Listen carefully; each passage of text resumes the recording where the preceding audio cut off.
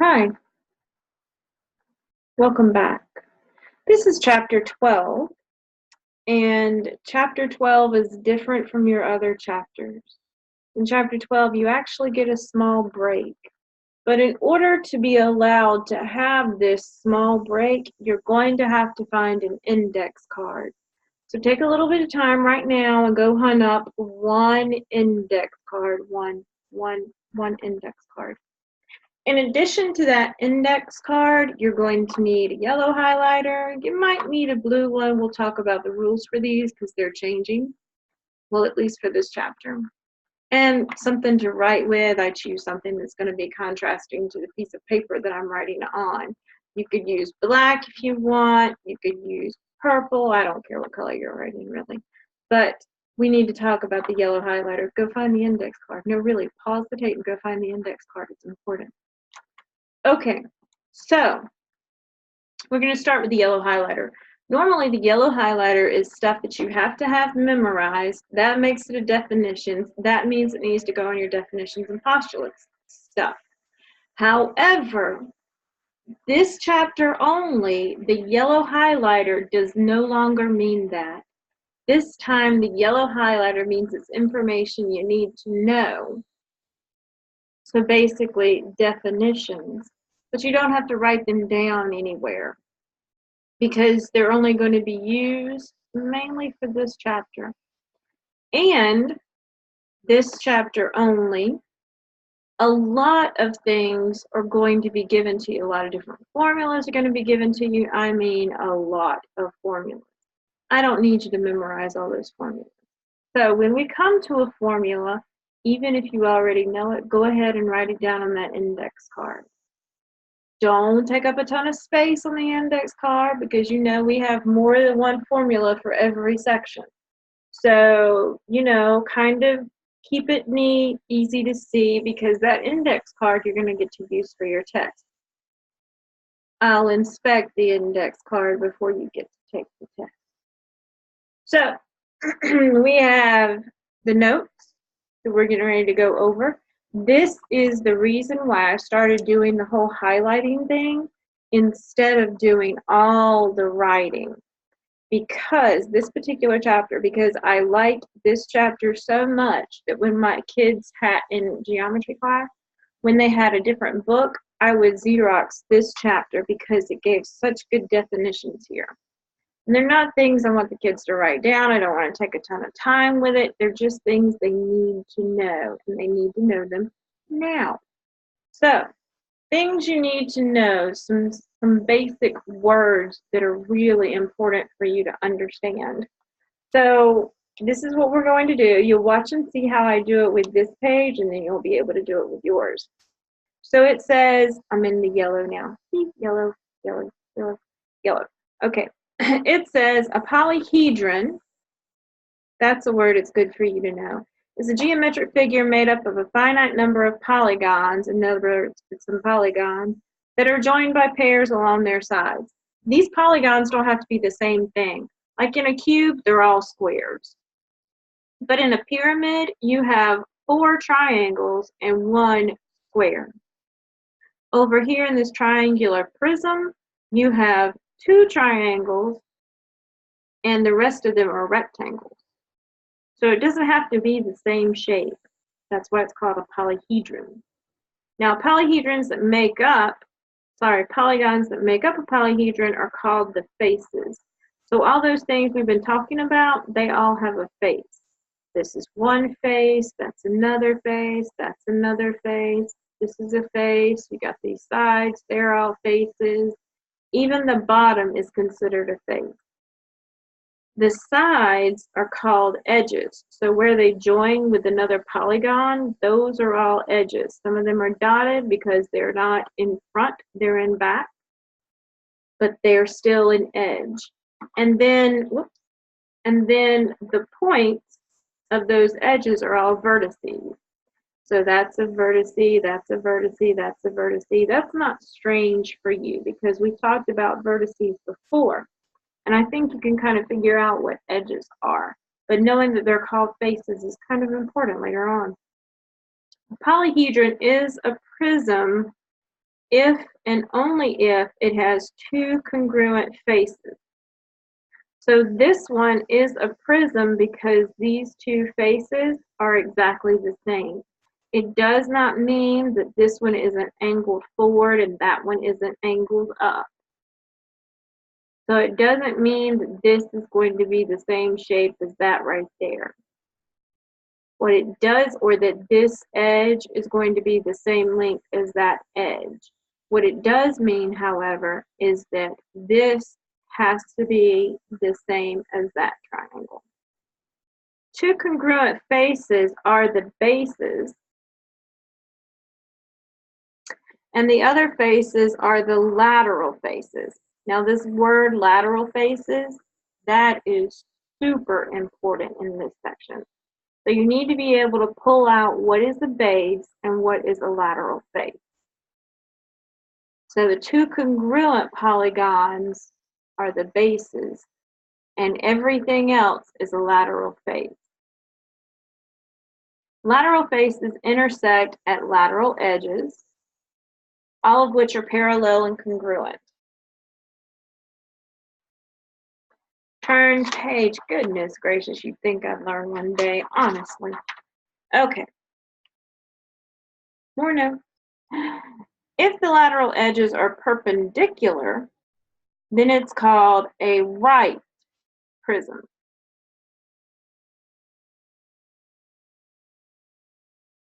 If they are not perpendicular, then it's called an oblique prism.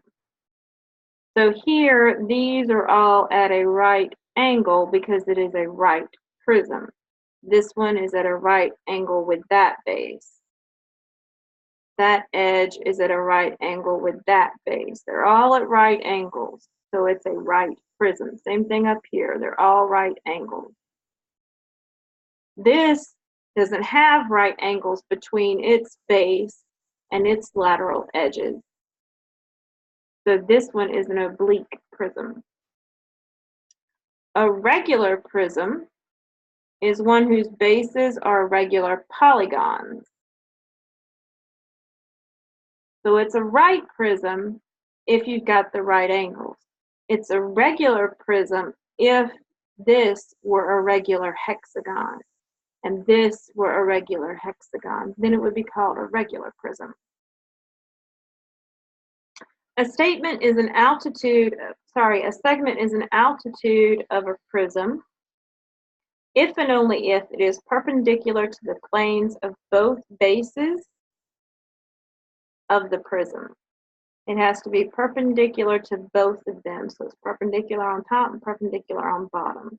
The length of the altitude of a prism is called the height of the prism. In a right prism, the height is the same as the length of any lateral edge. So in other words, this is a right prism because it's got a right and a right up there. This is the altitude, and the altitude has to be the same as that length out there, or the same as that length right there, or the same as that length back there. Doesn't say anything about going around the bases. Doesn't say that this has to be a regular prism. Just that it needs to be a right prism.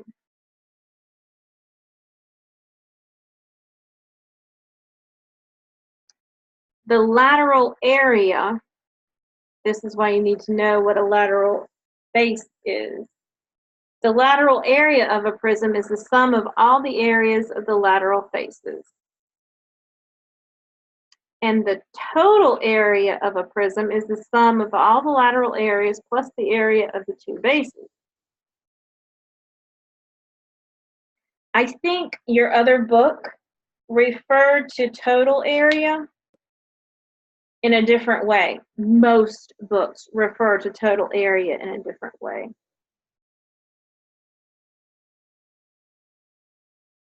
They all called them surface area. They would talk about the surface area of the prism, which is the area of every single side.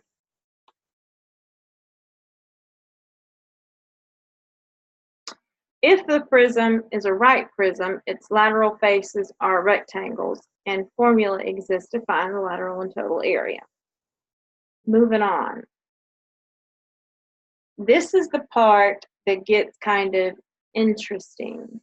So, the lateral area of a right prism equals the perimeter of the base around the outside times the height going up. Or lateral equals perimeter times height. I'm going to underline this because you need to put that on your card. You need to also state on the card that it is the lateral area of a right prism, so that you know what the formula is. You can't just write these formulas up there. You're going to have to state what they are too. I know this is going to take up some space, but you get the front and the back of the card. That's okay. The total area of a right prism is the sum of the lateral area and the area of the two bases.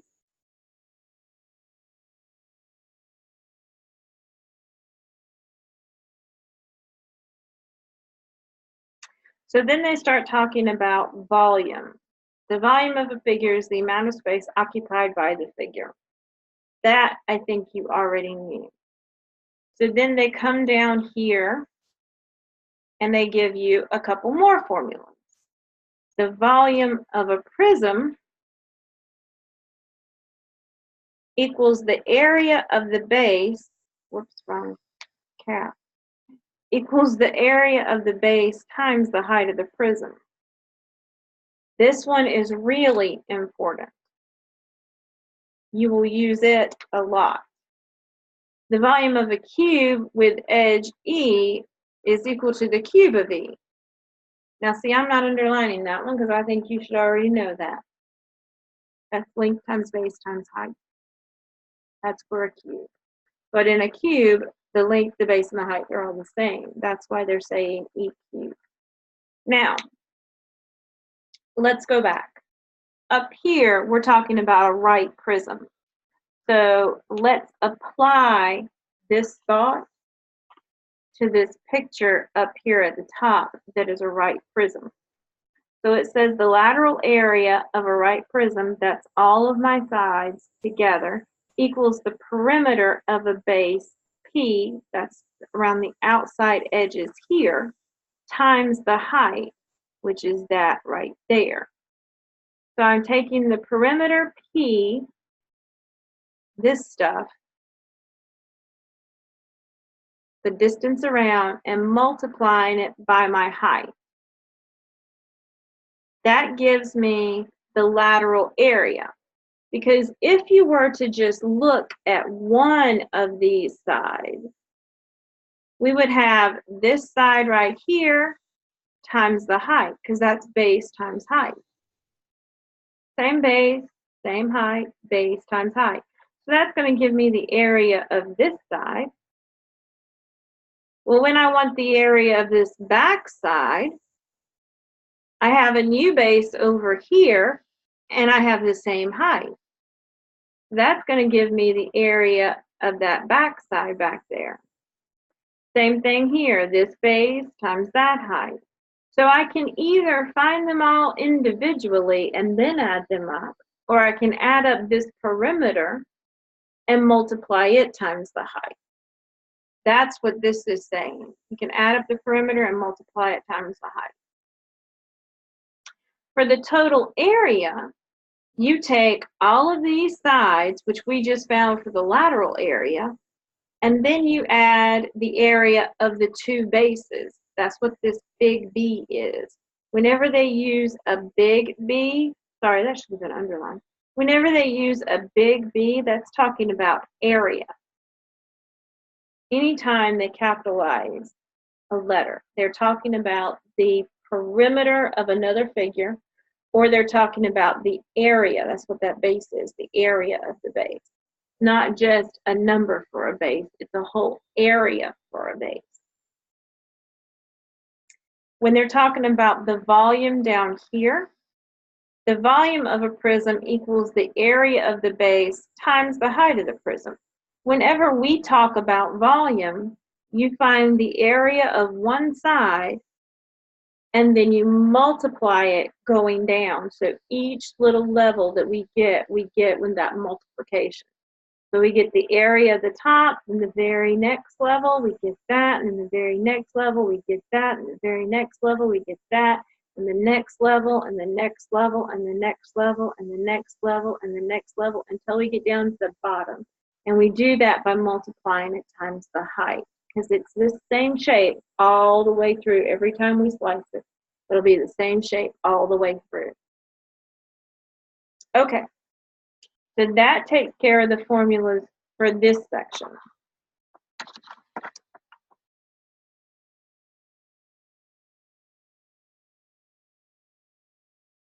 Same for 12.1, 12.2, and 12.3. We did that.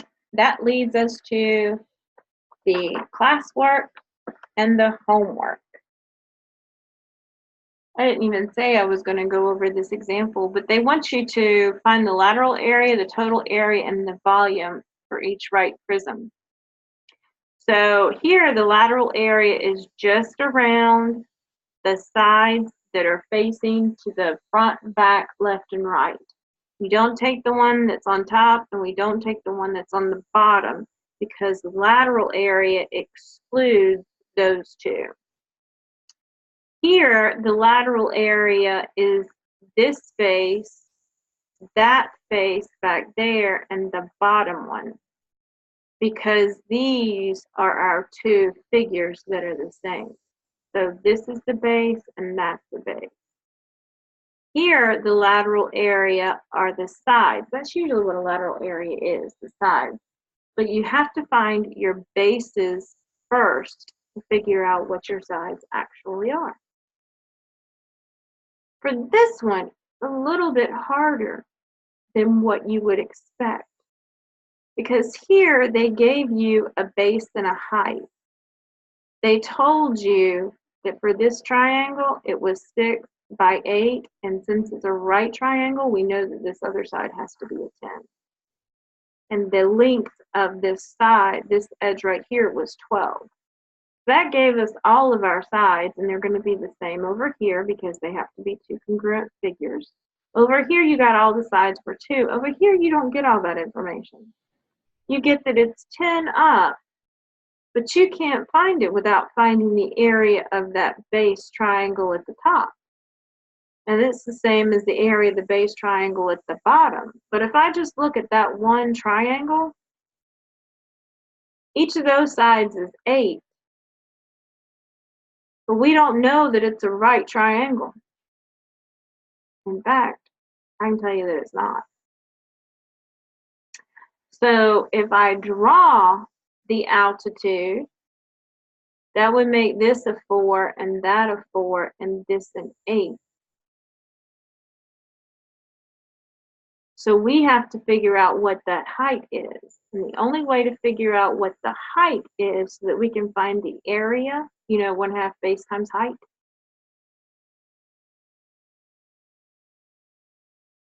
In order to figure out that height, we're going to have to use the Pythagorean theorem with this little triangle to figure out what it is.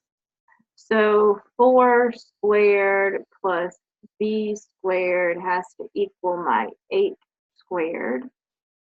So 16 plus b squared is equal to 64. 16 from 64, b squared is equal to 48. Yeah, that's right.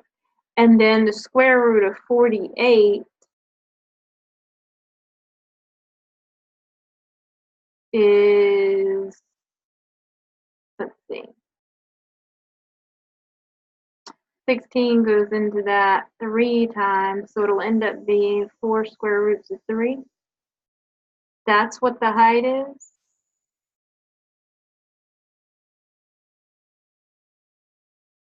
That makes sense. That would make that a 60-degree angle. That's a 30-degree angle because it's got to be 60, 60, 60 since it's equilateral.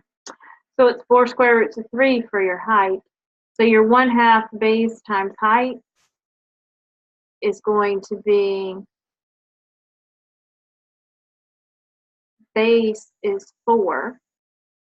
well, I want the whole triangle, so I'll say my base is 8.